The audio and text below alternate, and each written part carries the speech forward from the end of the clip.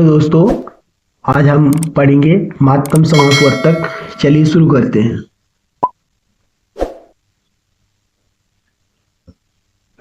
मातृ समासवर्तक, इसे HCF भी कहते हैं। HCF मतलब कि हाईएस्ट कॉमन फैक्टर। ठीक है, हाईएस्ट कॉमन फैक्टर। तो इसकी जो परिभाषा होती है पहले वो जानते हैं। परिभाषा क्या है?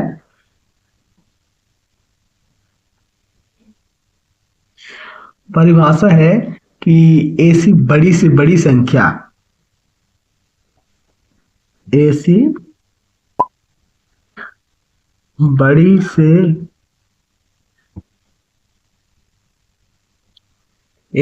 से बड़ी संख्या जो दी गई संख्याओं को, जो दी गई संख्याओं को पूर्णतः विभाजित करती है। पूर्णतः विभाजित करती है। ठीक है, मातृ समासवर्तक कहलाता है। ठीक है, तो इसमें देखेंगे कि ऐसी बड़ी से बड़ी संख्या चाहिए अपने को।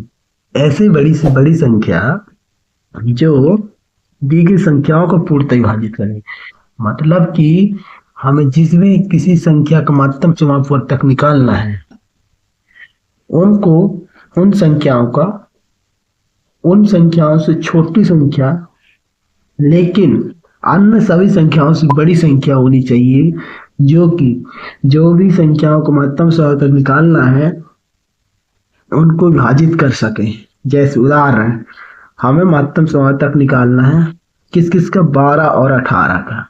ठीक है, 12 18 का मातृ समासवर्तक निकालना है तो मैं पहले देखता हूं कि 12 का फैक्टर बना लेता हूँ, 18 का फैक्टर बनाता हूँ। देखो यहाँ पर अपने को बताया गया है कि ऐसी बड़ी से बड़ी संख्या जो दी गई संख्या को पूर्णतः विभाजित करती है ना, ये कहलाता मातृ समासवर्तक।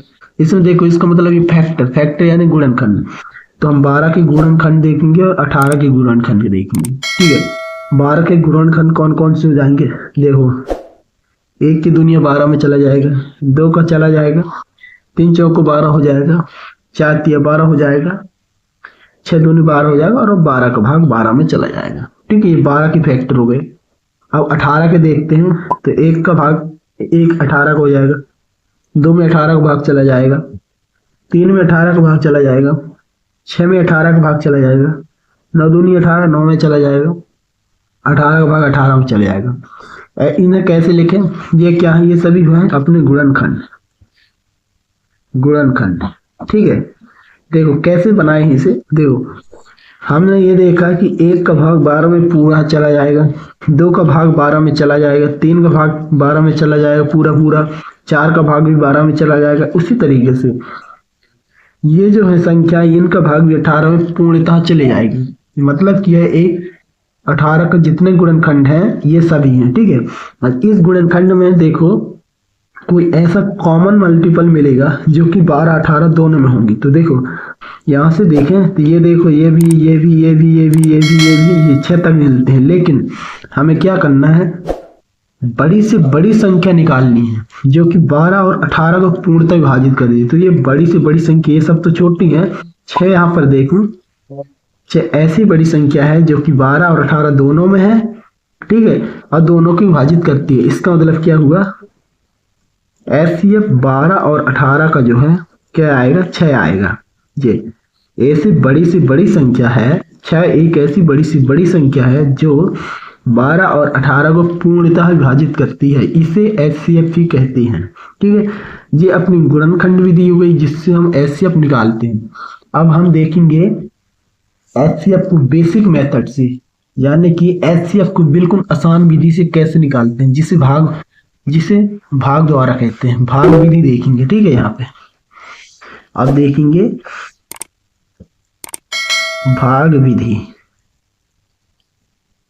विधि से HCF कैसे निकालते हैं। हम यही 12 और 18 का ही देखेंगे। देखो 12 18, इसमें पहले देख लेते हैं छोटी संख्या कौन है, 12 है। 12 ले लिए यहाँ से, ठीक है। और ये भाजक में 12 ले लिए और जो भाज्य में 18 को रख लिए, जो कि अब जो बची संख्या है उसे ये लिख लिए, ठीक है। अब इसे करते हैं भाग। देखो 12 की दुनिया ऐसे पढ़ना कि 18 से ज्यादा ना हो, तो 12 एकम 12, एक बार जाएगा ये। इसके बाद घटाते हैं, इकाई के साथ इकाई घटाते हैं, 8 में 2 गए 6 बचते हैं, और ये 0 हो जाएगा, ठीक है। अब देखो, अब ये जो हमारा शेषफल बचा है, ये जो शेषफल बचा है, अब यह है भाजक महत्तम समर्थक में, अब यह क्या हो जाएगा, भाजक बन जाएगा। शेषफल जो है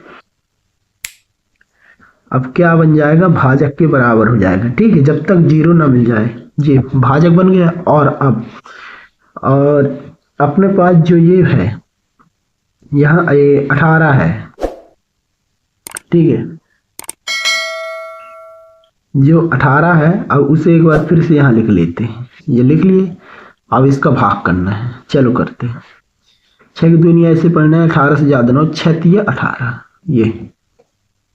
ये 0 ये 0, इसका मतलब कि 18 में 6 का पूरा भाग चला जाएगा, ठीक है। 12 का भाग दिया 6 आया, 6 का भाग दिया 18, तो जब तक 0 प्राप्त नहीं होता, शेषफल में हमेशा 0 मिलना चाहिए महत्तम समावर्तक में। यदि 0 नहीं मिल रहा तब तक हमें सॉल्व करते रहना, भाग देते रहना है। जहां दे 0 मिल गया तो समझ लो वही आंसर होगा। आंसर कौन होगा, जो हमने जिसको भाजक माना है, उससे पहले जिसको भाजक माना, तो हमने 6 को भाजक माना है, तो ये देखो 12 और 18 का जो एचसीएफ होगा वो क्या होगा, 6 होगा। और हमने यहाँ भी देखा है, ये देखो 12 18 का एचसीएफ 6 होगा। गुणनखंड विधि से भी देखा, भाग विधि से भी देखा। चलिए और भी क्वेश्चंस करते हैं, जिससे हमें क्लियरिटी हो जाएगी कि और भी कैसे महत्तम समर्थक निकालिए। 12 16 24 ले लिए, ठीक है। ये 3 संख्याओं को महत्तम समर्थक कैसे निकालना है, देखो जो सबसे छोटी संख्या उसे मैं पहले लिख लेता हूँ, ये 12, इसे मान लेता हूँ भाजक। इसके बाद इन दोनों में से कोई भी संख्या पहले ले लेता हूँ, मैं मानता हूँ ये 16 ले लेता हूँ, ठीक है। अब इसका भाग करना है। 12 की दुनिया ऐसे ही पढ़ने की 16 से ज्यादा ना हो तो एक बार चला जाएगा, ठीक है। 12 एकम 12, बचे कितने, 4 बचे। अब क्या बताया था, जो ये शेषफल बचा है, अब ये क्या हो जाएगा, भाजक बन जाएगा, क्योंकि अभी जब तक 0 नहीं आएगा तब तक करते रहेंगे। जो शेषफल भाजक बनेगा, और ये भाज्य है उसे यहाँ भाज्य के रूप में लिखना पड़ेगा, ठीक है। अब देखो 4 चौको 16, ये 0 आ गया। जैसे ही शेषफल में 0 आया हमें वैसे ही रुक जाना है, ठीक है। इसका आंसर ये होगा, यानी कि 12 और 16 के बीच जो एचसीएफ आएगा क्या आएगा, 4 आएगा। उस 4 को अब यहाँ लिख लो। अब अभी कौन सी संख्या बची है, अभी हमारी 24 बची, उस 24 का भाग यहाँ दे दो।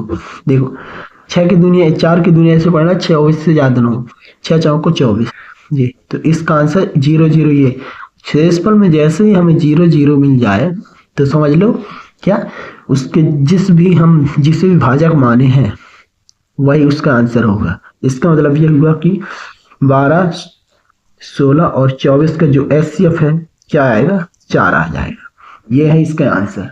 वीडियो अच्छी लगी हो तो लाइक करें, ज़्यादा से ज़्यादा लोगों में शेयर करें, और नोटिफिकेशन प्राप्त करने के लिए मेरे यूट्यूब चैनल को सब्सक्राइब करें।